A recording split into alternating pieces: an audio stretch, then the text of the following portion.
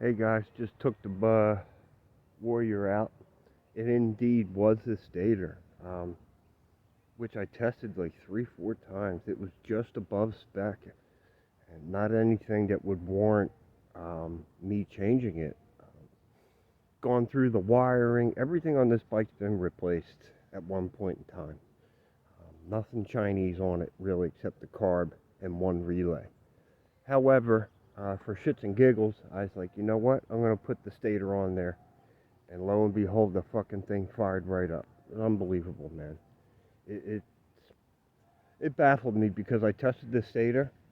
It was fine. A couple of days later, it wouldn't start. It would fire up. It was all over the place. It just wasn't making sense. I thought maybe I screwed something up, and I went through the bike twice, man, and I'm like, there's nothing here that would warrant it not to start. I have an aftermarket CDI on it, a Procom. Everything's jetted. The air box is open.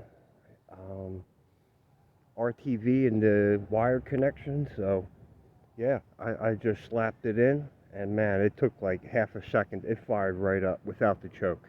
So, it's food for thought. When all else fails, just go ahead and change it out. Even if you don't think it's bad. Like my situation.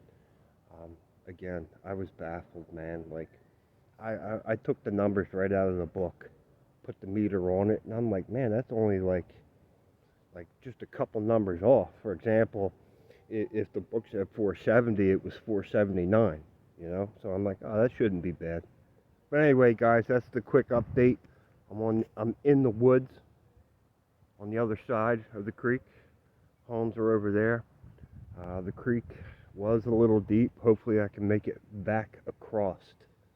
So, thanks, guys.